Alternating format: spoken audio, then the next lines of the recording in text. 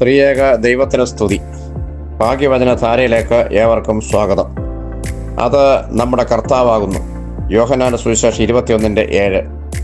ഏതാനും വർഷങ്ങൾക്ക് മുൻപ് ബോംബെയിൽ നിന്ന് നാട്ടിലേക്ക് ഒരു വിവാഹത്തിൽ പങ്കെടുക്കുവാൻ ട്രെയിനിൽ യാത്ര ചെയ്യുകയായിരുന്നു ഒരു ഭാര്യയും ഭർത്താവും. വളരെ സന്തോഷകരമായിരുന്നു അവരുടെ യാത്രയുടെ തുടക്കം. ഏകദേശം 70ഉം 68ഉമാണ് ഭർത്താവിൻ്റെയും ഭാര്യയുടെയും പ്രായം. രാത്രി സാധാരണ പോലെ അത്താഴം കഴിഞ്ഞു രണ്ടുപേരും ഉറങ്ങാൻ കിടന്നു. ട്രെയിനിൽ മറ്റുള്ളവരും ഉറങ്ങാൻ തുടങ്ങി. രാത്രി 11 മണിയായതോടെ ഭർത്താവിനൊരു ശ്വാസം മുട്ടലും നെഞ്ചുവേദനയും. വളരെ പെട്ടെന്ന് അത് കലശലായി. നെഞ്ചുവേദന കൂടുന്നു, ശരീരം തളരുന്നത് പോലെ. ഭാര്യയ്ക്ക് വലിയ ടെൻഷനായി, അങ്കലാപ്പും ആധിയുമായി. ആരും സഹായത്തിനില്ല. എല്ലാവരും നല്ല ഉറക്കത്തിലാണ്. ചിലരൊക്കെ ഉണർന്നു. ഡോക്ടർമാരാരെങ്കിലും കമ്പാർട്ട്മെൻ്റ് ഉണ്ടോ എന്ന അന്വേഷണമായി. എല്ലാ ശ്രമങ്ങളും വിഫലമായി. അടുത്ത സ്റ്റേഷൻ 2 മണിക്കൂർ അകലെയാണ്. അതും പരിചയമില്ലാത്ത വിജനമായ സമയം, സ്ഥലം. അർദ്ധരാത്രി കഴിഞ്ഞിരിക്കുന്നു. ഉണർന്നവരെല്ലാം പലതരത്തിൽ സഹായിക്കാനായിട്ട് തയ്യാറായി അടുത്തു വന്നു. ചിലർ നെഞ്ച് തിരുമുന്നു, ചിലർ നെഞ്ചത്തിടിക്കുന്നു. പൊട്ടിക്കരയാനല്ലാതെ മറ്റൊന്നിനും കഴിയാതെ ഭാര്യയും തളർന്നു കഴിഞ്ഞു.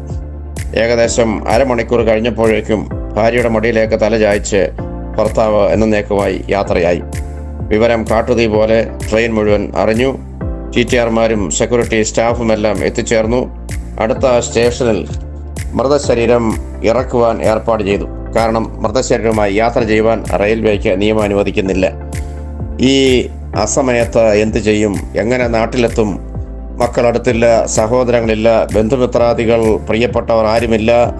സഹായത്തിന് ആരുമില്ലാത്ത നിസ്സഹായ അവസ്ഥയിൽ ആ സ്ത്രീ ഒറ്റയ്ക്കൊന്ന് തേങ്ങുകയാണ്. രാത്രിയുടെ ഭീകരതയിൽ ഒരു സ്ത്രീക്ക് നേരിടേണ്ടി വരുന്ന ഏറ്റവും ഭീകരമായ സാഹചര്യം. ബോധരഹിതയായി ഭാര്യ ഒരു മറുപടിയും പറയാതെ തളർന്നു കിടക്കുന്നു.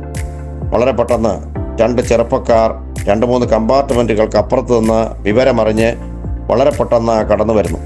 ആ ഭാര്യയെ ആശ്വസിപ്പിക്കുകയും മൃതശരീരത്തോടൊപ്പം അടുത്ത സ്റ്റേഷനിൽ ഇറങ്ങുവാൻ തയ്യാറാവുകയും അവരുടെ യാത്രാ പരിപാടികളെല്ലാം റദ്ദ് ചെയ്ത് ഈ മൃതശരീരത്തിൻ്റെ എല്ലാ പേപ്പർ വർക്കുകളും പൂർത്തിയാക്കി ആംബുലൻസ് ക്രമീകരിച്ച് നാട്ടിലെത്തിച്ച് ബന്ധുമിത്രാദികളെ ഏൽപ്പിച്ച ശേഷം മടങ്ങിയ വിവരം ആ ഭാര്യ നേരിട്ട് പറഞ്ഞത് കേട്ട ഞാൻ അത്ഭുത സ്തബ്ധനായി നിന്നുപോയി. ഉയർത്തെഴുന്നേറ്റവനായ ക്രിസ്തു ഇന്നും ജീവനുള്ളവനായി നമ്മോടൊപ്പം സഞ്ചരിക്കുന്നു എന്നതിൻ്റെ പ്രത്യക്ഷ തെളിവായാണ് ഞാൻ ആ സംഭവം കേട്ടത്. തിബരിയോസ് കടൽക്കരയിൽ വെച്ച് യോഹന്നാൻ പത്രോസിനോട് പറഞ്ഞൊരു വാചകം പെട്ടെന്ന് എൻ്റെ മനസ്സിലേക്ക് കടന്നു വന്നു. അത് നമ്മുടെ കർത്താവാകുന്നു. യോഹന്നാൻ 21:7. ഈ പ്രസംഗത്തിൻ്റെ തലവാചകമായി ഞാൻ എടുത്തു പറഞ്ഞതും ആ വാചകമാണല്ലോ. ഈ യുവാക്കളെ അങ്ങനെ തന്നെയാണ് ഞാൻ കണ്ടത്. അത് നമ്മുടെ കർത്താവാകുന്നു.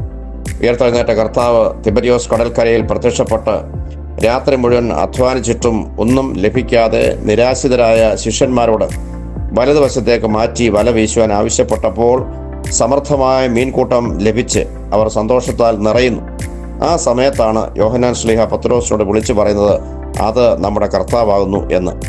ആരും സഹായിക്കാനില്ല, ഒരു പ്രതീക്ഷയും ഇനി ജീവിതത്തിനില്ല എന്ന് കരുതി നിരാശയുടെ കൂരിരുട്ടിൽ കഴിയുന്നവരുടെ അടുത്തേക്ക് ഉയർത്തെഴുന്നേറ്റവനായ കർത്താവ് പ്രത്യാശയുടെ വെളിച്ചവുമായി കടന്നു വരുന്ന സംഭവങ്ങളാണ് ഉയർപ്പിന് ശേഷമുള്ള ആഴ്ചകളിലെ പ്രധാനപ്പെട്ട സന്ദേശം.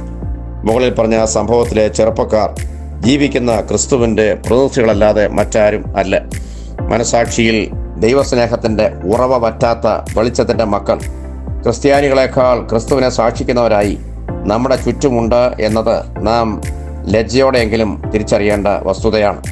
അത് നമ്മുടെ കർത്താവാകുന്നു എന്ന് യോഹന്നാൻ വിളിച്ചു പറഞ്ഞതുപോലെ ഈ ലോകത്തിൽ കർത്താവിന് വേണ്ടി കർത്താവിൻ്റെ പകരക്കാരാകുവാൻ നമുക്ക് കഴിയുമോ എന്ന് ചോദിച്ചുകൊണ്ട് കർത്താവ് നമ്മെ ഓരോരുത്തരെയും വിളിക്കുന്നുണ്ട്. അവസരങ്ങൾ അനവധിയായി നമ്മുടെയൊക്കെയും മുൻപിലുണ്ട്.